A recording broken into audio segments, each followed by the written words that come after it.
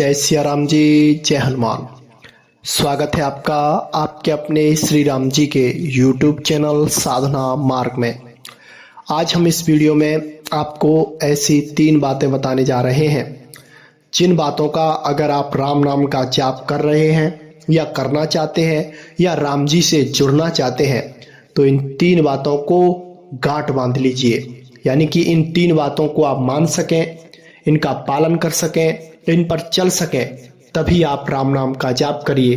ठीक है, क्योंकि ऐसा सबके साथ होता है। राम नाम का जाप जो करते हैं उनके अंदर एक अलौकिक बदलाव आता है। उनके अंदर भगवान के प्रति आकर्षण बढ़ता है, संसार का सत्य सामने आता है और उनकी आध्यात्मिक उन्नति होती है। और आध्यात्मिक उन्नति के साथ साथ उनके जीवन में कुछ प्रतिकूलताएं भी आने लग जाती हैं। और जो नए साधक होते हैं वो इन प्रतिकूलताओं से डर जाते हैं और कुछ समय के लिए राम नाम का जाप करते हैं, फिर उससे दूर हट जाते हैं। यानी कि जो कमाया था उसका फिर आगे सदुपयोग नहीं करते। आपने जितना भी राम नाम का जाप किया है या कर रहे हैं उसका परिणाम शुभ ही होगा, आपका मंगलमय ही उससे होगा। लेकिन अगर आप निरंतरता के साथ राम नाम का जाप करते हैं तो फिर उसकी तो बात ही अलग हो जाती है। जो सबसे पहली बात होती है राम नाम के जापकों के लिए वह होती है कि कभी भी किसी भी राम नाम के जापक को किसी दूसरे धर्म से या फिर अन्य कोई साधना कर रहा है उससे आकर्षित नहीं होना है। आपको आकर्षित होना है परमात्मा से, श्री राम जी से, हमारे हनुमान जी महाराज से। इनसे आकर्षित होना है क्योंकि यही हमारे सच्चे साथी हैं। क्योंकि जब तक हमारा विश्वास अपने इष्ट के प्रति जागृत नहीं होता है तब तक भगवान भी हम पर कृपा नहीं करते हैं। जब तक प्रेम के 2 आंसू भगवान के दर्शन करते समय ना निकले तो फिर ऐसी भक्ति का मतलब ही क्या है। जो दूसरी बात है वह यह है कि आज ही अगर भगवान से प्रेम करना चाहते हो तो भगवान से मांगना छोड़ दीजिए। यानी कि भगवान से अगर आपको कुछ मांगना है तो अपने भले के लिए, और उनसे इस बात को लगा दीजिए पीछे कि भगवान मेरी ये इच्छा है, आपको ये लग रहा है कि ये मेरे लायक है या नहीं है। अगर मेरे योग्य है तो आप इसे मुझे दें, अन्यथा इसे आप मुझे ना दें, आप देख लें। तो भी मेरे प्रभु श्री राम जी उसको अच्छे से देखकर आपको लगेगा उनको कि ये आपको देने लायक चीज है तो वो आपको देंगे, अन्यथा वह उस चीज को आपको नहीं देंगे। आपके मन से, आपकी बुद्धि से, हर तरह से उस चीज की इच्छा को वह नष्ट कर देंगे। तो भगवान से अगर कुछ मांगना है तो उनसे उनका प्यार मांगिए, उनसे अपने लिए थोड़ा स्थान मांग लीजिए। ये मांगने की चीजें हैं। सांसारिक चीजें मांगते रहेंगे तो कुछ प्राप्त होने वाला नहीं है। आजकल क्या होता है, मंदिरों में जाते हैं, भगवान मेरा ये काम बन जाए, मुझे ये प्राप्त हो जाए, मैं ये करवाऊंगा। वही सांसारिक चीजें जो कि पतन को प्राप्त होने वाली है, उनका कोई अस्तित्व नहीं है। अस्तित्व है एक राम नाम का। क्योंकि मरते समय आपने देखा है, आपने अनुभव भी किया है, क्या बोला जाता है, राम नाम सत्य है, राम नाम सत्य है। क्यों बोला जाता है ये? इसके बारे में कभी आपने विचार किया है?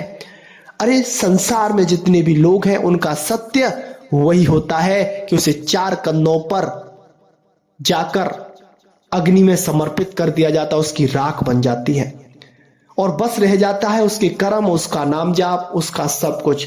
लेकिन राम नाम ऐसा है कि संसार जब से चल रहा है तब से राम नाम चल रहा है और जब तक चलेगा तब तक राम नाम रहेगा। ये कभी, इसका कभी नाश नहीं होता है, ये हमेशा बढ़ता ही है।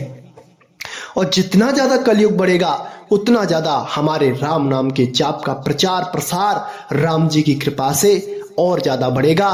क्योंकि कल युग केवल नाम आधारा, सुमिर सुमिरे नर उतर ही पारा।